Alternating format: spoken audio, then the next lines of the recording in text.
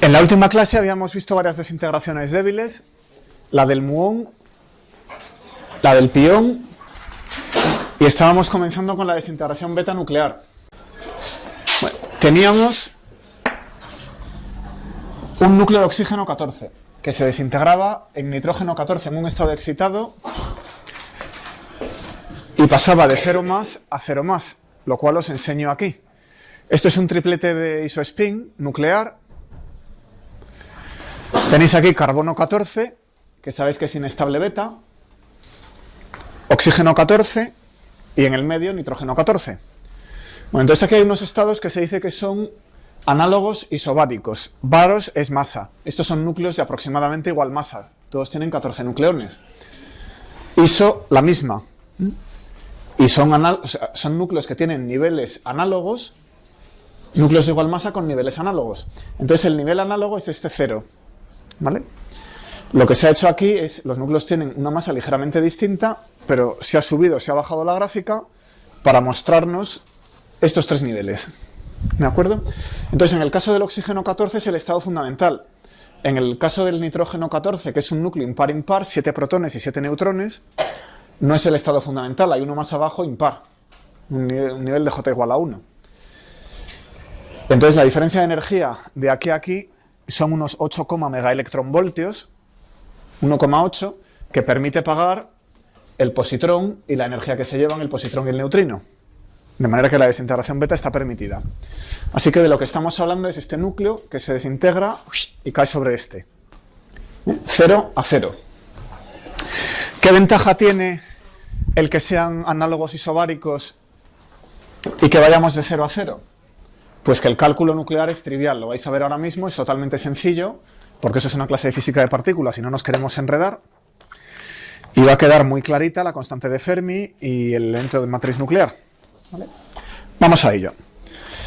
Entonces, lo primero de lo que nos vamos a dar cuenta es de que sobre la parte nuclear esto es muy no relativista, porque si tenemos 1,8 megaelectronvoltios de energía para liberar, es mucho menor que la masa del nucleón y por supuesto que la masa del carbono 14 o del nitrógeno 14 o del oxígeno 14.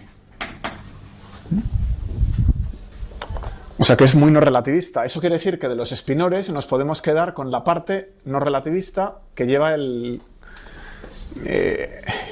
masa y no la estructura sigma por P.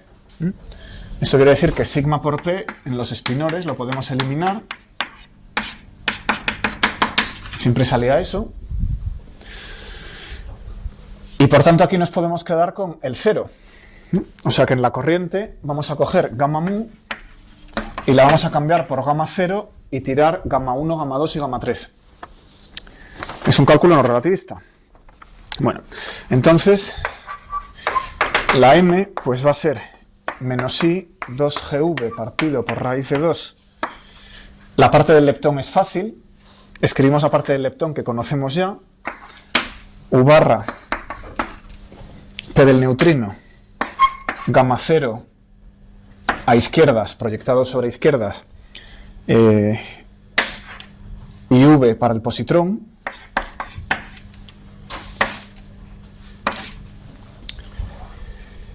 Y ahora la parte nuclear. Claro, aquí como siempre tenemos que interpretar esto como el elemento de matriz de la corriente. Entonces me entra la función de onda nuclear inicial y la función de onda nuclear final. ¿Qué es la función de onda nuclear? Estamos hablando del oxígeno 14 a nitrógeno 14. Luego aquí nos va a quedar una integral de la función de onda del neutrón en el nitrógeno 14 y la función de onda del protón en el oxígeno 14. Un protón se ha desintegrado beta más a un neutrón dentro de ese núcleo. En vacío no es posible, pero el núcleo me paga la energía. Habrá un factor de isospin que habrá que calcular y que viene de corriente, estado inicial, estado final. Y finalmente he pasado aquí la corriente del leptón, la he pasado a espacio de momentos. Eso requiere una transformada de Fourier. Entonces por aquí tendremos, como siempre, la onda plana elevado a menos i momento del neutrino más momento del electrón por x. El factor de isospin no está en el exponente. Esa es la situación.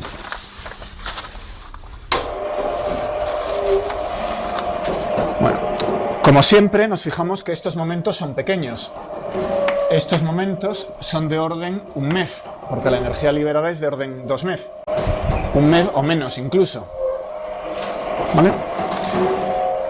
¿De qué tamaño es X? Esta aproximación tipo dipolar la habéis hecho siempre en física atómica. Se evalúa el tamaño del momento, se evalúa el tamaño de X y se va a ver si se puede aproximar la exponencial. Bueno, eso es de orden 1 MeV. ¿De qué orden es X? Dependerá del soporte de las funciones de onda nucleares. X será del tamaño del núcleo. La desintegración no puede ocurrir a 1 año luz del núcleo del que estamos hablando. Esta integral se extiende hasta el radio nuclear, típicamente. ¿Y el radio nuclear de qué orden es? Pues son núcleos medianos, pongamos 2 o 3 Fermi. No, la verdad es que no he mirado el número exacto, pero pongamos R de orden 3 Fermi.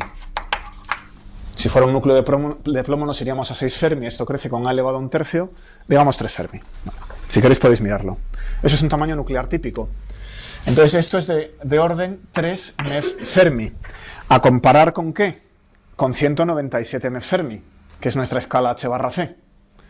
O sea que esto es un número pequeño. Y esto es menor que 1. ¿Vale?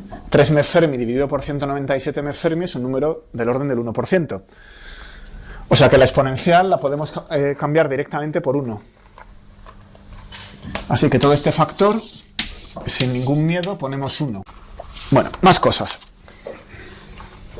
Ahora nos fijamos en las funciones de onda nucleares. Aquí tenemos el protón en el oxígeno y aquí tenemos el neutrón en el nitrógeno. Y como son núcleos análogos isobáricos, son un triplete de isospin, el que acabo de enseñar, pues digo que las funciones de onda son iguales. Un protón en este es como un neutrón aquel. O sea que estas dos funciones de onda las tomo como aproximadamente iguales. ¿Vale? Simetría de isospin. Bueno, entonces si tomo estas dos funciones de onda como aproximadamente iguales, esto no es más que la normalización de la función de onda. Es 1 por la integral hasta donde se acaba la función de onda del cuadrado de la función de onda.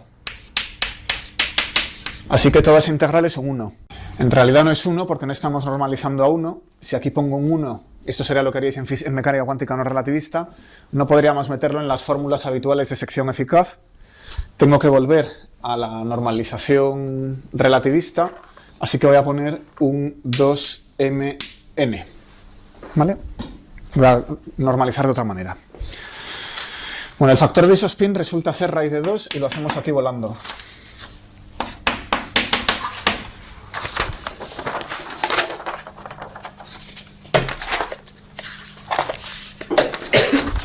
Entonces, ¿cómo se calcula eso? Tenemos el carbono 14, que es carbono 12 más neutrón-neutrón. Luego tenemos el nitrógeno 14, que es carbono 12 más neutrón-protón. Y luego tenemos el oxígeno 14, que es carbono 12 más 2 protones. Así que tenemos un triplete de isospin nuclear. De aquí a aquí se pasa beta más. Y de aquí a aquí se pasa beta menos y en la parte de abajo de la parábola de masas está ese núcleo, que es el más estable.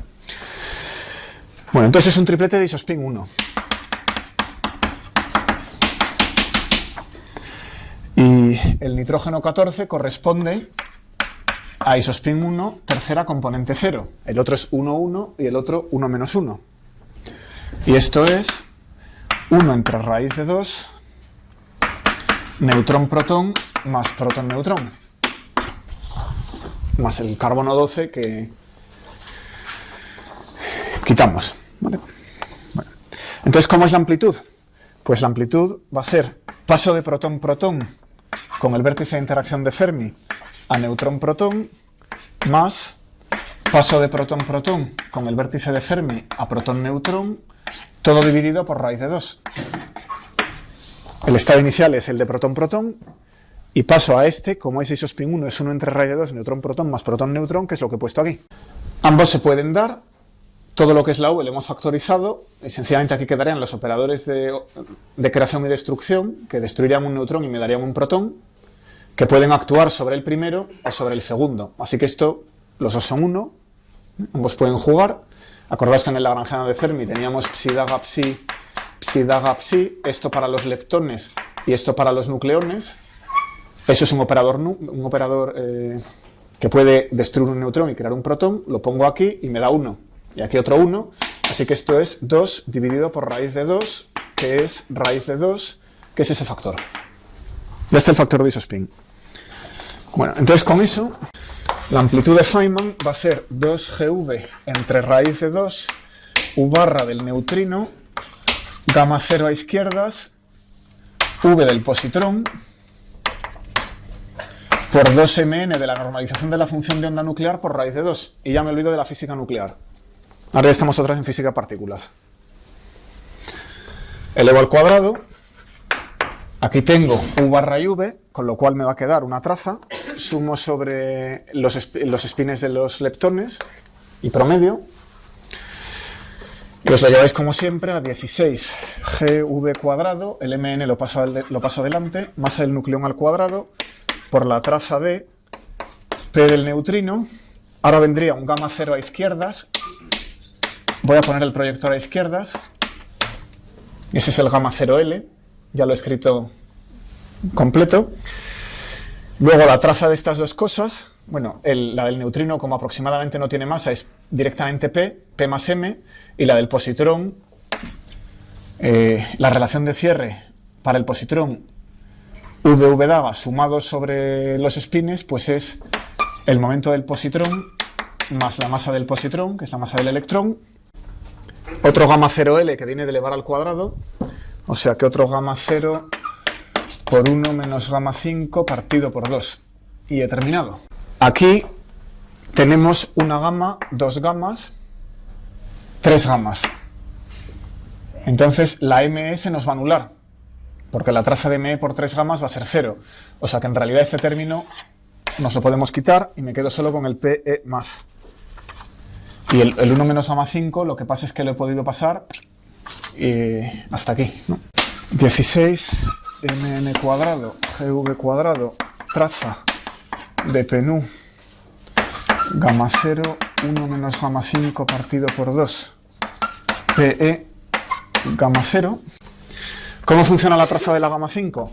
Pues la traza de gamma 5, gamma alfa, gamma beta, gamma gamma, gamma delta, es epsilon, alfa, beta, gamma, delta, que es completamente antisimétrico. El intercambio de cualquiera de dos de estos hace que la traza cambie de signo.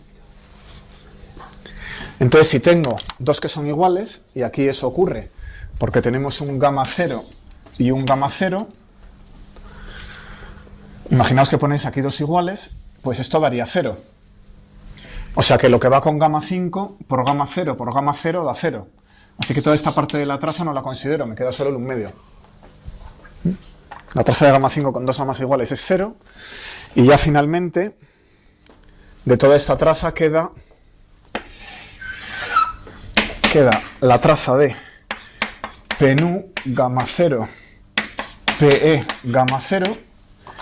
Pero eso es una traza de 4 gamas que hemos calculado. La sabéis hacer. Primero por segundo, tercero por cuarto, menos primero por tercero, segundo por cuarto, más primero por cuarto, segundo por tercero. Así que lo calculáis y es 32m cuadrado, es 32mn cuadrado gv cuadrado, energía del neutrino, energía del electrón por 1 más el coseno de teta. Bueno, si queréis hago este paso, dejadme hacer este paso un momento. Esto es 8p del neutrino, p del electrón, menos 4p del neutrino, p del electrón, por eta 00, que es igual a 8 energía del neutrino, energía del electrón, menos, ahora este producto escalar de Minkowski lo abro, 4 veces la energía del neutrino, la energía del electrón, más 4 veces momento por momento. ¿De dónde sale esto? Pues nos lo llevamos a diferencial de gamma. Entonces, diferencial de gamma, la anchura diferencial tiene que llevar este elemento de matriz al cuadrado, 32mn cuadrado, bla, bla, bla, hasta aquí, todo eso, multiplicado por el espacio de fases final, electrón dividido por 2 veces la energía del electrón por 2pi cubo, neutrino, y bueno, electrón no es un positrón, 2 energía del neutrino, 2pi cubo, y neutrón dividido por 2 veces la energía del neutrón por 2pi cubo, y luego habrá un 2pi cuarta por la conservación,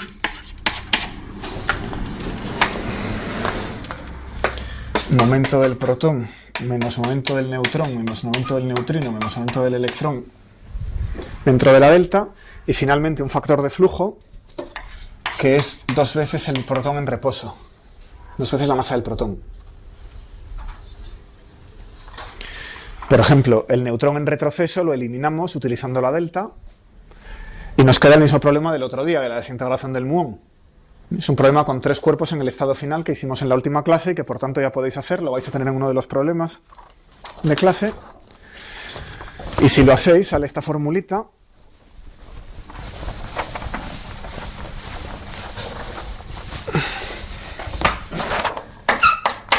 Que es diferencial de gamma igual a GV cuadrado dividido por pi cubo E0 menos la energía del electrón al cuadrado por el momento del electrón al cuadrado por dp del electrón. Esa es la anchura diferencial. Como es un problema de 3 cuerpos, no se trata de una raya, sino de una distribución continua que hace así, ¿vale? Se acaba, a eso se le llama punto final del espectro, y como veremos prácticamente en la última clase cuando hablemos de la masa de los neutrinos, una medida sobre ese punto final permite ver si los neutrinos tienen masa o no. Bueno, en este momento, tal como lo hemos escrito, he tirado las masas de los neutrinos. Así que esa es la forma del espectro beta. ¿Cómo se obtiene la anchura total?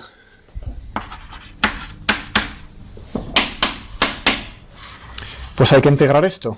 Entonces hay que integrar diferencial de gamma sobre P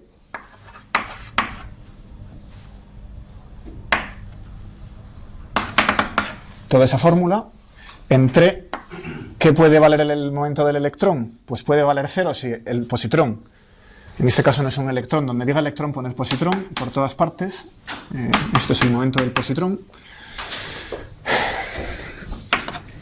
Entonces, si el positrón se queda en reposo y el neutrón y el neutrino salen espalda contra espalda, el positrón tiene momento 0. Y el máximo, pues es la energía liberada, prácticamente. El neutrino prácticamente no se lleva energía y el neutrón me compensa el momento del positrón, pero como el neutrón es muy pesado, apenas me quita energía tampoco. Así que prácticamente aquí llegamos hasta la energía total liberada en el proceso. Se hace la integral, que como veis es muy sencilla, y entonces la anchura total pues es g cuadrado, es un polinomio, e quinta, la energía liberada a la quinta, dividido por 30 pi cubo, que es muy parecida a la del otro día. ¿Veis la constante de Fermi al cuadrado? Y la energía liberada a la quinta, que el otro día era la masa del muón. Ahora no, ahora es la energía liberada en la desintegración nuclear, la diferencia de la energía de los dos núcleos. Y cambia este coeficiente. Bueno, entonces podemos sacar de aquí la constante de Fermi. Resulta que este núcleo tiene una vida promedio de 71 segundos dividido por logaritmo de 2. Y la energía liberada, ya le he dado, eran 1,8 MeV. Entonces, si lo hacéis, podéis sacar G, que sale la raíz de 30 pi cubo logaritmo de 2 por 197 MeV Fermi dividido por los 71 segundos, que es la vida a mitad, claro, por 1,81 MeV a la quinta, que viene de ese 0 a la quinta, por 3 por 10 elevada a 23 Fermi por segundo, para pasar ese tiempo a una longitud, poder usar h barra c, eso es la velocidad de la luz en fermis por segundo. Y sale, si echáis la cuenta con una calculadora, lo mismito que el otro día, 1,15 por 10 elevado a menos 11 meva a la menos 2, o aproximadamente 10 elevado a menos 5 entre mn cuadrado.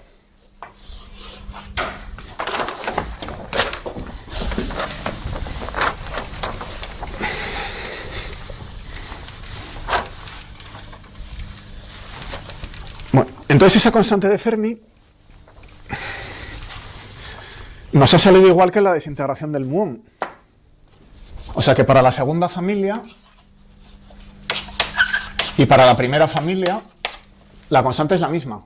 En la desintegración beta, donde intervienen los quarks up, down y el electrón, o en la segunda familia, donde intervienen el muón y el electrón, resulta que la constante es la misma. A eso se le llama universalidad de las interacciones débiles.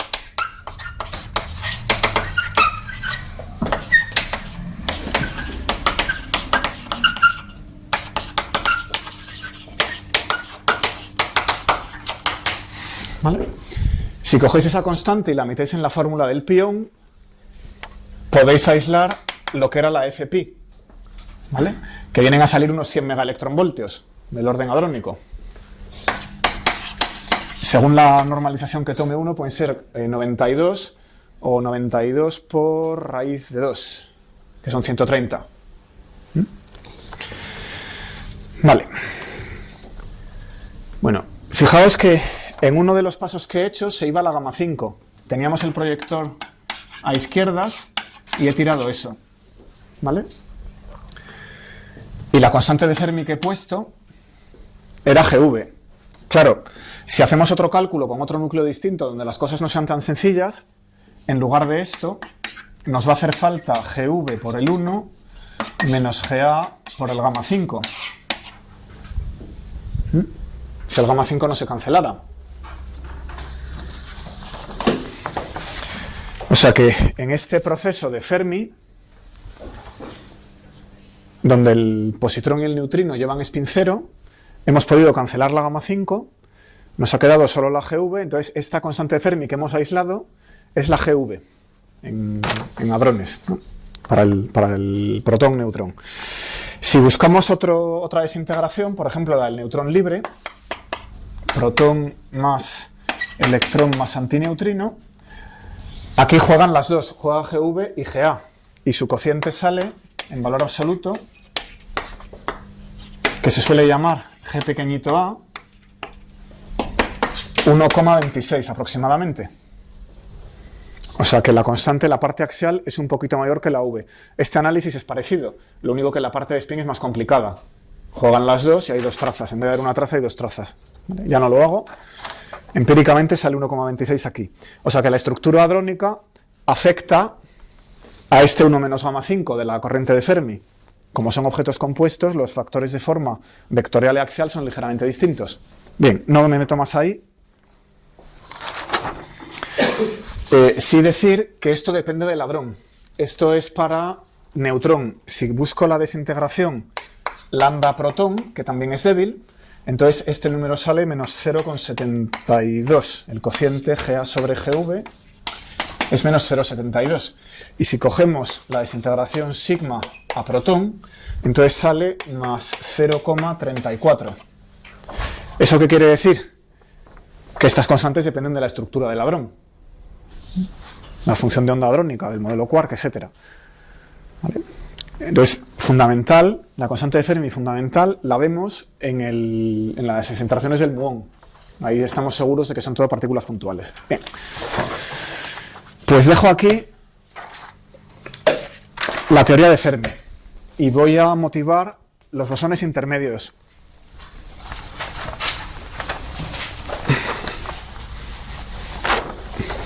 ¿Qué problemas tiene esta interacción? Parece que sirve para unificar un poco las interacciones débiles y a bajas energías y tener una teoría de las mismas, que más o menos funciona y con un solo parámetro. Pero tiene problemas. Pensad, por ejemplo, en un problema de dispersión. Entonces,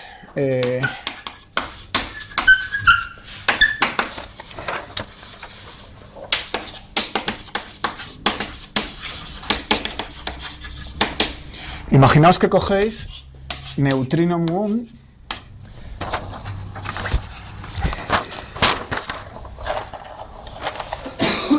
electrón neutrino, dispersáis un haz de neutrinos del muón sobre un blanco de electrones y que se intercambien el sabor. Interacción débil, salen muones y neutrinos del electrón. ¿Vale? Se intercambian, así, visto así se intercambian el sabor, visto así se intercambian la carga. Bueno, pues esto tendrá una amplitud del tipo 4G partido raíz de 2 U barra gamma mu proyectado a izquierdas U barra gamma mu proyectado a izquierdas U, o algo así, que es parecido a la difusión Möller, excepto que no hay fotón. En la difusión Möller, difusión electrón-electrón, electrodinámica, aquí habría un fotón, un propagador 1 entre Q cuadrado. Ahora no, porque la interacción de Fermi no se propaga, es de contacto. Bueno, entonces si uno se hace el cálculo con esta amplitud, tendría un medio suma de m cuadrado igual 16g cuadrado s cuadrado. Eso es la fórmula del Halsen 12.57.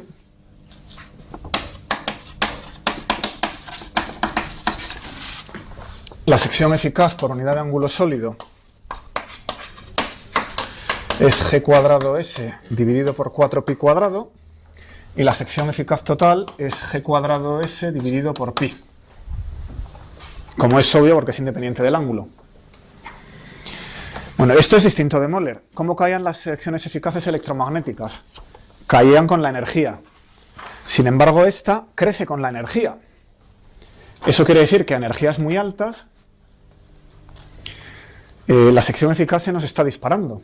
Y una de las cosas que pasan es que viola el teorema óptico. Viola unitariedad, conservación de la probabilidad.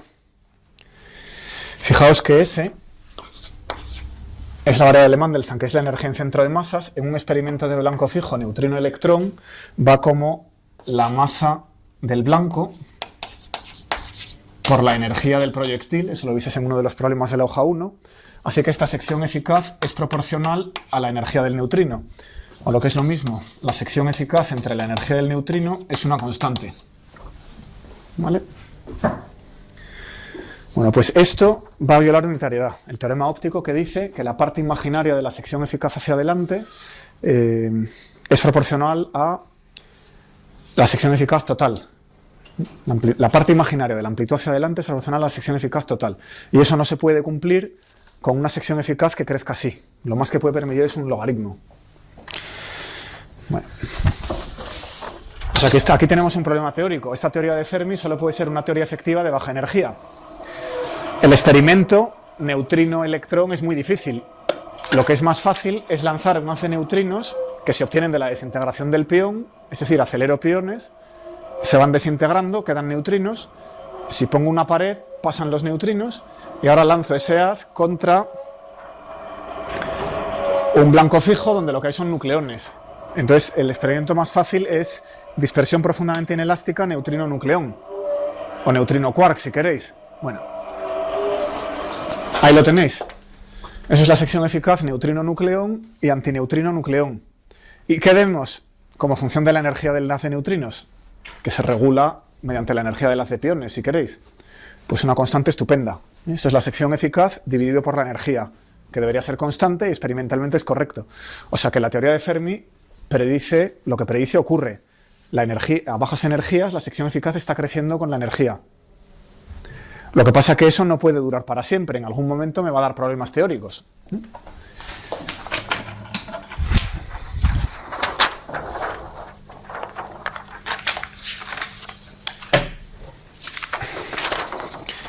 Bueno, a QED no le pasaba esto. QED, que tenía el intercambio de fotones, era una teoría más bonita.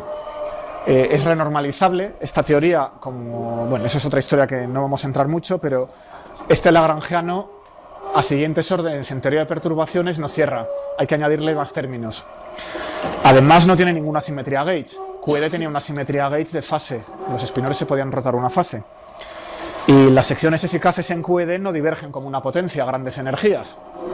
O sea que esta teoría es más fea que QED, ¿no? Entonces, la idea de los bosones intermedios es intentar construir algo que se parezca a QED, intentar repetir el éxito. Y eso es lo que vamos a trabajar el resto de esta clase. Intentar cambiar esta teoría efectiva de baja energía por una que se parezca más a la electrodinámica. Entonces, por analogía con QED, tenemos una desintegración a tres cuerpos, beta o la del muón.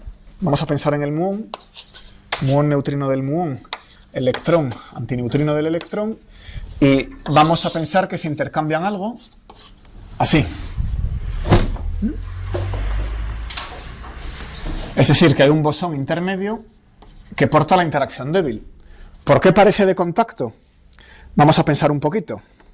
Imaginemos que cojo esta amplitud o algo así como 4G entre raíz de 2, el espinor que toque, la matriz gamma que toque, U del muón, y ahora electrón gamma sigma U. Y esa es la Lagrangiana de Fermi de contacto, y voy a hacer unos cambios. Entonces, como quiero algo parecido a QED, voy a quitarme esto y voy a poner aquí una especie de carga, G, algo así, y aquí una especie de carga, G entre raíz de 2, eso es parecido a la carga del electrón, y aquí vamos a poner un propagador. Y como sé de física nuclear que para conseguir interacciones de corto alcance lo que necesito es propagar partículas con masa, le pongo una masa. Dejadme que os recuerde eso.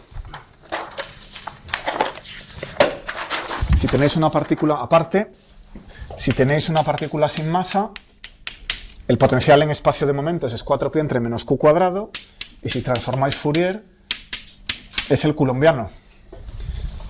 Si tenéis una partícula con masa, típico de física nuclear, mw cuadrado menos q cuadrado, transformáis Fourier y obtenéis un potencial de Yukawa. Bueno, ¿y qué pasa si tomo el límite de q cuadrado a 0? Para pasar de aquí a aquí, tomo el límite en que la masa se va a 0.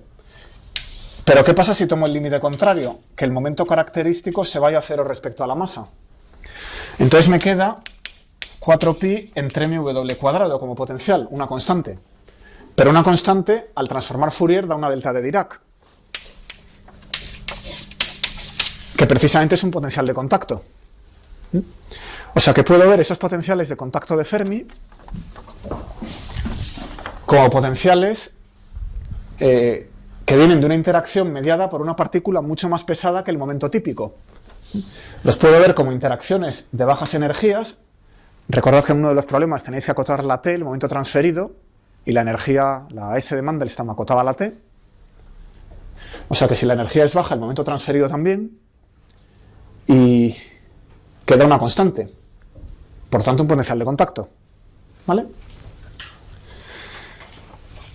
Bueno, pues lo tenemos.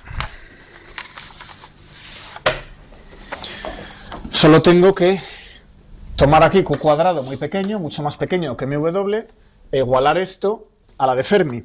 Y eso lo consigo equiparando 4G entre raíz de 2, que es lo que teníamos en el lagrangiano de contacto de Fermi, o en la amplitud de Fermi, con lo que sale de aquí de las constantes, que es g cuadrado partido por 2, que es el raíz de 2 este al cuadrado, por 1 entre mw cuadrado, o bien g entre raíz de 2 igual g cuadrado entre 8 mw cuadrado.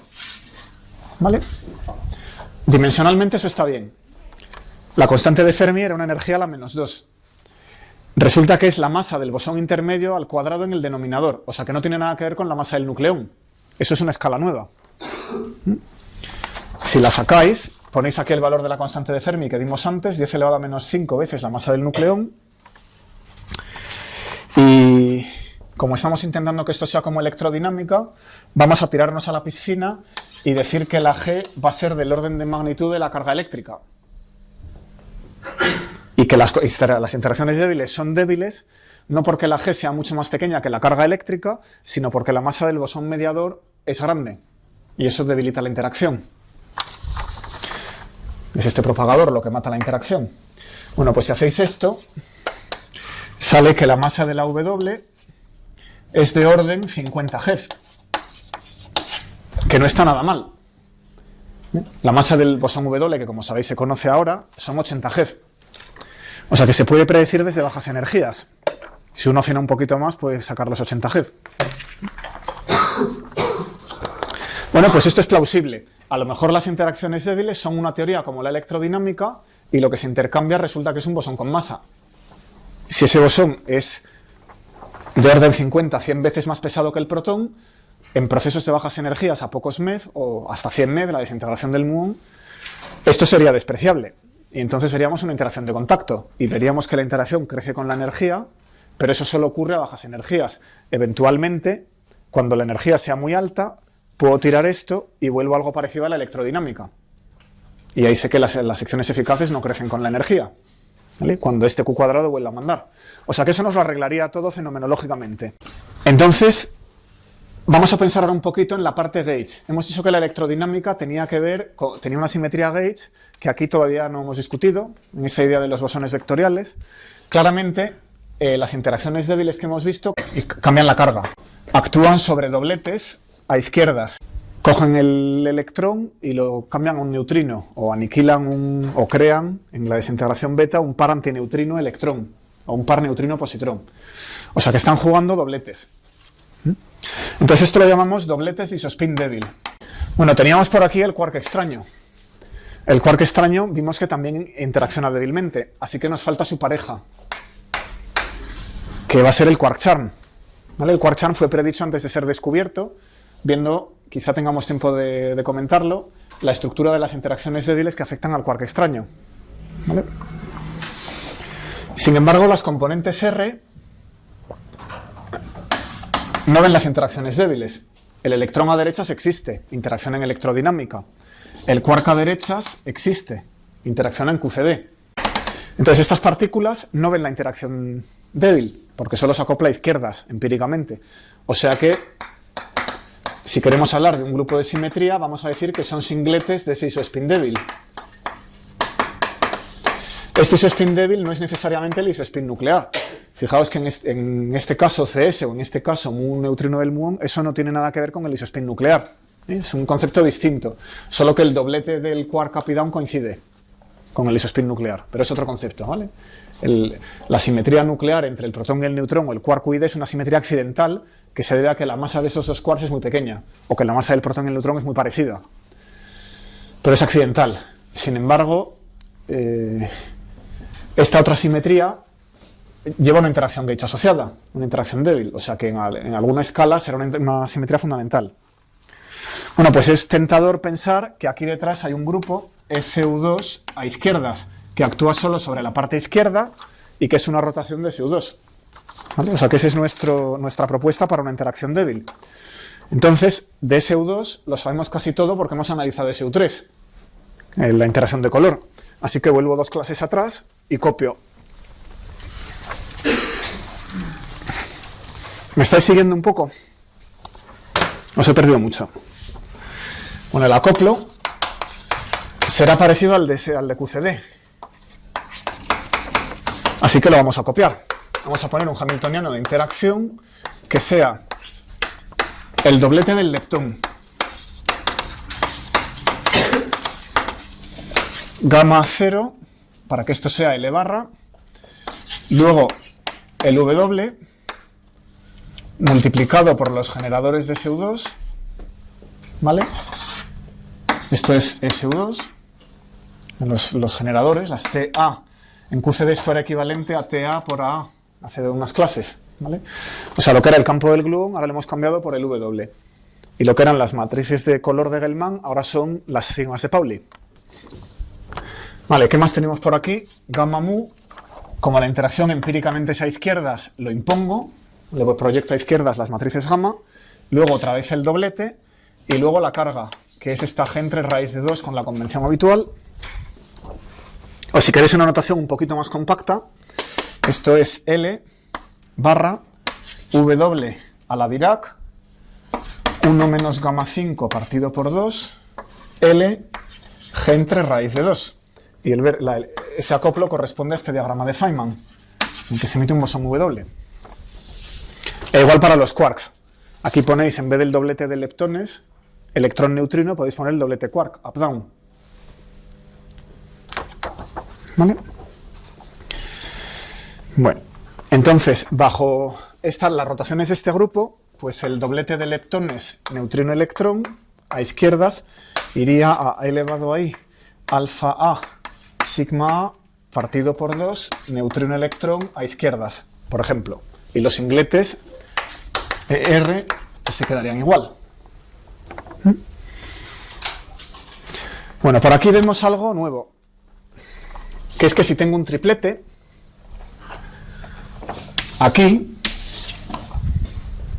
eso tomará los valores 1, 2 y 3, o si queréis en la base esférica, más, menos y 0, la base de carga. Entonces, en esta base esférica o de carga, ese más y menos nos corresponderían a los bosones W más y W menos, que median corrientes cargadas.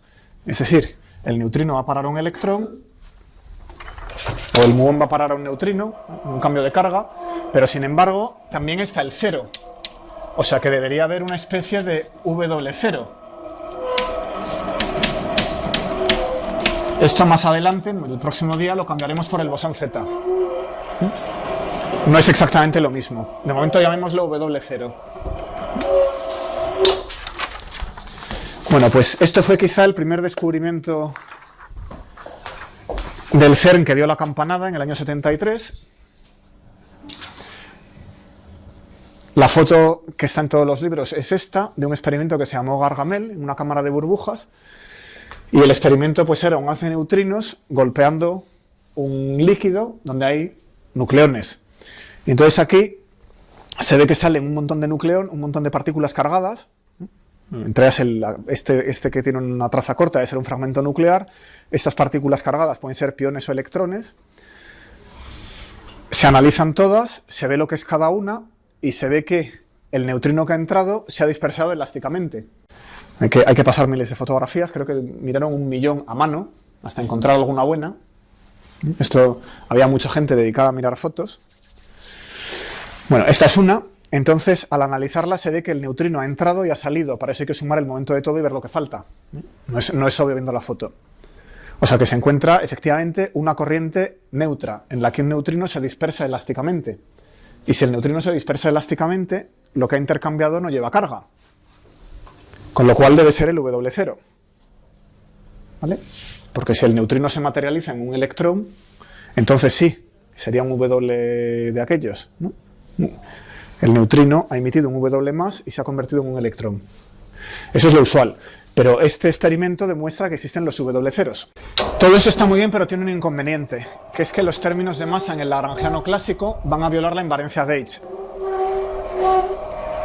Tenemos casi una teoría, pero hay un obstáculo teórico todavía. La invariancia bajo calibración, bajo rotaciones de ese grupo, no es compatible con términos de masa. ¿Cómo vemos esto? Pues la manera más fácil de verlo es el lagrangiano de Proca. O sea, electrodinámica ligeramente modificada. El lagrangiano de Proca describe lo que sería la electrodinámica si el fotón tuviera masa. ¿Vale? Entonces, recordemos que f mu nu es igual a la derivada mu de a nu menos la derivada nu de a mu, y con una condición de Gauge-Lorentz así. ¿Vale? Entonces, ¿qué pasa si ahora el lagrangiano, que sería menos un cuarto de f mu nu, le añado un término de masa? Bueno, primero, ¿cómo serían las ecuaciones de movimiento? La ecuación de movimiento de Maxwell es esta. ¿Qué sería un término de masa para el fotón? Pues lo querría ver en el propagador. En el denominador querría ver una m cuadrado. Y eso lo consigo sumándole por aquí un m cuadrado a nu. ¿Vale? Eso es un término de masa. Entonces, para que la ecuación de movimiento sea esta, en el lagrangiano tiene que haber un m cuadrado medios, porque va a ser cuadrático y puedo sacar una derivada para que dé ahí lineal, ¿no? M cuadrado medios a por a. ¿Vale? Eso es un término de masa en la ecuación de Maxwell, esto es un término de masa en el lagrangiano. Bueno, ¿qué pasa con la invariancia Gauge? Que es a lo que íbamos. Si cogemos a mu y lo cambiamos a mu más la derivada de una función, eso era la invariancia Gauge en electrodinámica, y lo sustituyo aquí, esto no es invariante.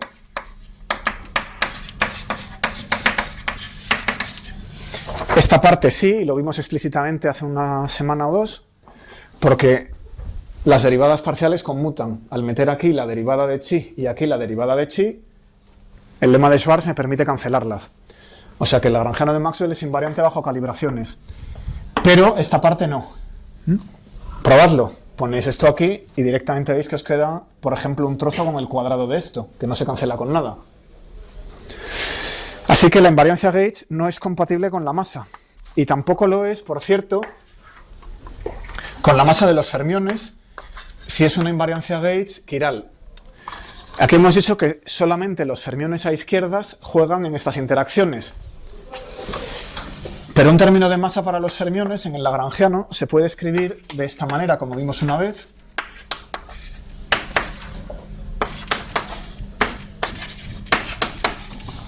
Y si solamente roto la parte a izquierdas, esto era un término de masa es perfectamente compatible con electrodinámica y es perfectamente compatible con QCD, con SU3, pero no con las simetrías estas quirales, porque si roto solamente la parte a izquierdas, no estoy antirrotando la parte a derechas y la fase no se cancela. Y aquí lo mismo, si roto solamente la parte a izquierdas, la fase no se cancela con la de derechas, porque la de derechas es un singlete, hemos dicho que no rota bajo este grupo, porque las interacciones débiles empíricamente se acoplan a la parte a izquierdas. Así que no podemos permitir en el lagrangiano ni masas para los bosones Gauge ni masas para los fermiones. Pero primero, los fermiones tienen masa y segundo, los bosones Gauge mediadores de estas interacciones débiles deben tener una masa grandecita o si no, no estaríamos explicando por qué la interacción parece de contacto a bajas energías. O sea que se nos ha hundido el montaje un poco. Bueno, la solución a este problema es el mecanismo de Higgs. Así que voy a empezar con el mecanismo de Higgs a partir de ahora. Vamos a desenterrar la hipótesis oculta que hay por aquí. Tengo que hacer varias cosas. Tengo que enseñaros qué hipótesis oculta hay. A continuación, enseñaros el teorema de Goldstone, que no sé si conocéis de mecánica clásica. Y con el teorema de Goldstone no se sabe a qué cuento viene. Y luego el mecanismo de Higgs consiste en utilizar una partícula que nos va a dar el mecanismo de Goldstone y absorberla para conseguir bosones con masa sin violar invariancia Gauge. Se puede hacer todo. Vamos a ver primero qué hipótesis oculta hay aquí. Acordémonos de cuando estábamos hablando de Wigner. Tenemos una simetría que es la exponencial, un operador unitario, que es una matriz unitaria, que es la exponencial de un generador, como siempre. Bueno, entonces esa simetría conmuta con el hamiltoniano. El generador de las simetrías conmuta con el hamiltoniano. Entonces vamos a considerar por simplicidad dos estados, A y B. ¿Vale? Entonces A va a venir dado desde el vacío por algún operador de creación que crea la partícula A, y B pues va a ser el vacío y algún operador de creación. Bueno, entonces T me lleva el estado A al estado B, ¿vale? Bueno, entonces vamos con las energías. Primero la ecuación de Schrödinger para el estado B. El estado B tiene energía E sub B. Y esto es lo mismo que H phi B sobre 0. Pero mirando aquí, phi B lo puedo escribir como T con phi A. O sea que esto es lo mismo que H T phi A menos phi A T actuando sobre 0. Bueno, ¿qué quiere decir ahora? La hipótesis oculta. Vamos a ver. Aquí tenemos la energía de B actuando sobre B. Entonces, la otra vez que vimos este detalle, habíamos dicho que si había una simetría, los estados A y B eran degenerados, ¿no? Entonces, A y B son degenerados. Y aquí viene la hipótesis oculta si el vacío es invariante bajo la acción del grupo. Eso lo hemos asumido siempre. El vacío es invariante bajo rotaciones, el vacío no sé qué, es invariante bajo traslaciones. ¿vale? O lo que es lo mismo, el generador sobre el vacío da cero, ¿vale? Es decir, el estado fundamental de la teoría es invariante, no solo el lagrangiano. Bueno, bajo esa hipótesis rápidamente vamos a sacar que A y B son degenerados. Con lo cual, EB por B es igual a HT phi A daga sobre 0, que es TH como conmutan, porque T es una simetría, THA, pero esto es EA por A, con lo cual, por cierto, lo que hemos hecho aquí es tirar ese término. En la ecuación que acabo de poner falta este por hipótesis, el vacío es invariante. EA por A, con lo cual esto es EA, que es un número, sale delante, queda T por A, pero eso es lo mismo que EA por B. O sea que si hay una simetría y el vacío es invariante bajo esa simetría, los estados son degenerados. ¿Vale? Ejemplo de esto. ¿Qué pasa si la masa del protón es igual a la masa del neutrón y esto nos induce a pensar que tenemos una simetría de isospin? Pues no hay razón para pensar que el vacío no va a ser invariante bajo rotaciones de isospin. Lo contrario sería rarísimo. ¿Vale? Otro ejemplo. La masa del quark rojo es igual a la masa del quark azul es igual a la masa del quark verde. ¿Vale? Eso es la simetría SU3 de color. Las tres masas son iguales y el vacío debe ser invariante de color. O la invariancia bajo rotaciones. La masa de un núcleo con un cierto JZ igual a más 1 es lo mismo que la masa de ese núcleo con JZ igual a menos 1. Eso es de perogrullo. Pero debajo hay esta hipótesis, que es que el vacío es invariante bajo la acción del grupo, no solo el lagrangiano. Bueno, ¿qué pasa en el caso contrario? Imaginaos ahora que el vacío no fuera invariante, sino que hubiera muchos estados fundamentales degenerados. El ejemplo característico es la escoba. Aquí lo demostramos con el T0, que es más chiquitito. Imaginaos que ponéis el T0. Eso es un sistema mecánico, ¿no? Que tiene 2 grados de libertad, rotaciones y la altura, o el ángulo polar y ángulo azimutal, ¿vale? Entonces, si el T0 tiene que ir al estado fundamental, tiene que caer, ¿vale? Pero ese estado no es único. Está degenerado con este, y con este, y con este.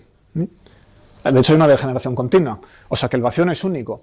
Bajo rotaciones alrededor de este eje, un vacío va a parar a otro, igualmente válido.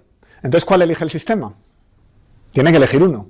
Si quiero el T0 en el estado fundamental, tengo que especificar cuál.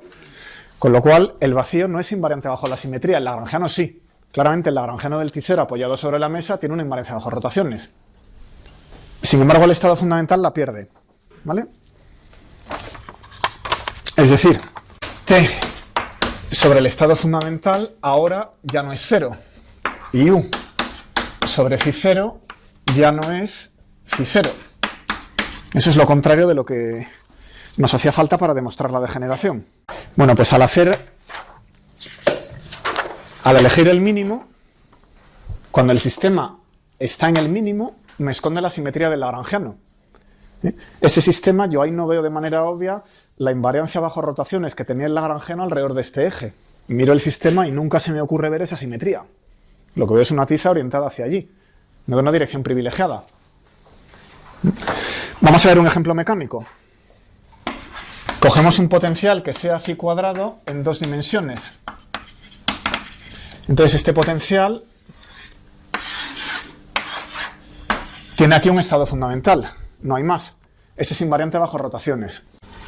Bueno, ahora cojamos un potencial que sea lambda phi cuarta partido por 4 menos mu cuadrado phi cuadrado partido por 2. Ese es el potencial más sencillo que se nos ocurre, que tiene una base parecida a una botella de Coca-Cola. A un sombrero mexicano, se suele decir. Mirando la parte de abajo parece el sombrero de un mexicano.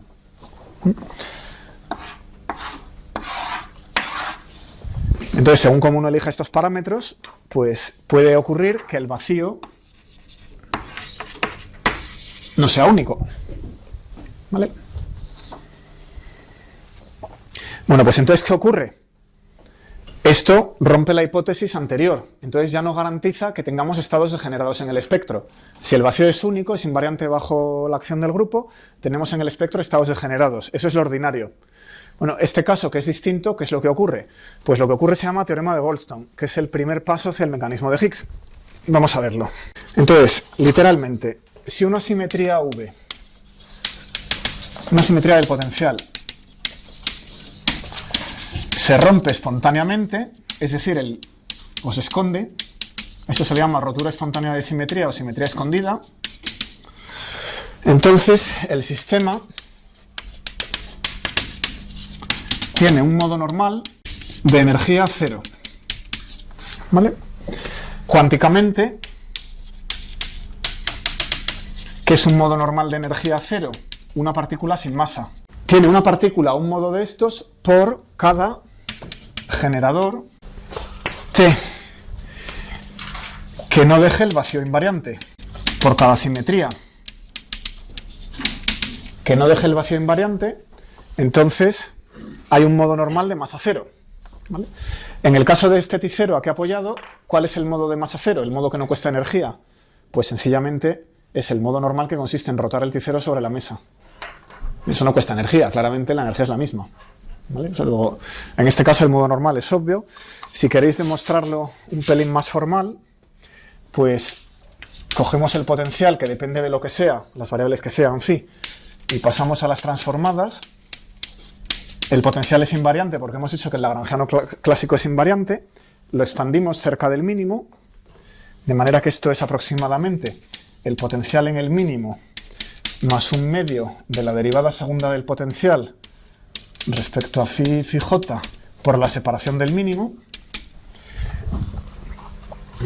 Y esto es la matriz de masas. ¿Vale? La derivada segunda es la matriz de masas y j de los modos normales. Bueno, entonces, pueden pasar dos cosas. Que ahora tengamos esta transformación de phi a phi', la efectúa un operador del grupo, una matriz del grupo G. Entonces, puede pasar primero que G deje el vacío invariante. Entonces, como deja el vacío invariante, las transformaciones son cero. Estas xies son cero, porque no me muevo del vacío. Con lo cual, esto es automáticamente cero. O puede pasar que G no deje el vacío invariante.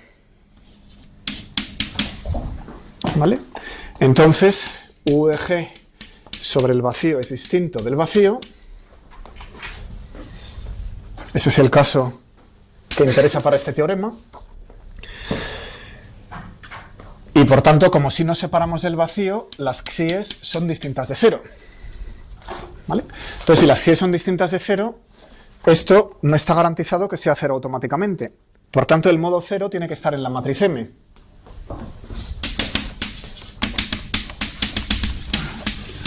Bueno, ese modo cero, cuánticamente, se puede demostrar todo esto cuánticamente, es un pelín más complicado, va a ser el bosón de Goldstone. ¿Vale? ¿Por qué sé que todo esto tiene que ser cero? ¿Qué es lo que me hace falta aquí? Por la invariancia. El potencial es invariante. Como el potencial es invariante, todo esto va a tener que ser cero. Esa es la condición de que es una simetría del lagrangiano. Y el que sea una simetría del lagrangiano, cero, pero no lo sea del vacío, me separo del vacío al aplicar la transformación de simetría, implica que la matriz en sí tiene que tener un modo cero. Bueno, pues eso es el bosón de Goldstone. Entonces, ¿dónde habéis visto algún bosón de Goldstone ya, aunque no os lo he dicho? Pues lo habéis visto con los piones. Los piones vienen de que tenemos un grupo SU2 de isospin en el lagrangiano de QCD que afecta por igual, o que afecta separadamente a la parte de izquierdas y a la parte de derechas. Como los términos de masa quark en el lagrangiano de QCD son muy pequeños, pues MU por U barra U, por ejemplo, es un término muy pequeño. Estos son los términos que mezclan L con R, LR o RL. Esos términos son muy pequeños, ¿vale? En el lagrangiano. O sea que esto es una simetría muy aproximada del lagrangiano. Sin embargo, como en QCD hemos visto que a bajas energías acabamos en el modelo quark, y el modelo quark tiene masas constituyentes grandecitas que se ajustan a 300 y pico MeV con los datos. Vamos a poner M mayúscula a bajas energías, U barra U, ¿vale? La simetría separada a izquierdas y a derechas ha desaparecido y solo tenemos una simetría SU2 en el que estamos obligados a rotar las dos fases a la vez para poder cancelar aquí la fase del izquierdo y el derecho. Es una simetría más pequeña en las que los espinores a izquierdas y los espinores a derechas deben rotar al unísono para cancelar la fase en el lagrangiano. O sea que a bajas energías la simetría es esta, a altas energías la simetría es esta, es mayor. ¿Aquí cuántos generadores hay? 3 de isospin y 3 de isospin 6. ¿Aquí cuántos generadores hay? 3. Aquí hay 3 generadores, aquí hay 6 generadores. Entonces el teorema de Goldstone dice que tiene que haber 3 modos ceros de la matriz de masas. Esos 3 modos ceros son los 3 piones. 3 modos cero, y eso explica que el triplete de isospin pi más, pi 0, pi menos, fijaos que el isospin a baja energía sigue siendo una buena simetría, o sea que se transforman como un triplete de esto, pues tienen una masa de 138 MeV, que es mucho menor que la masa del nucleón, que son 940 MeV, la escala típica de los hadrones. Esto es prácticamente cero, pero no exactamente, porque la masa inicial en el lagrangiano no era exactamente cero. Si esta masa inicial en el lagrangiano fuera exactamente cero, la masa del pión sería exactamente cero, entonces la interacción nuclear sería de largo alcance.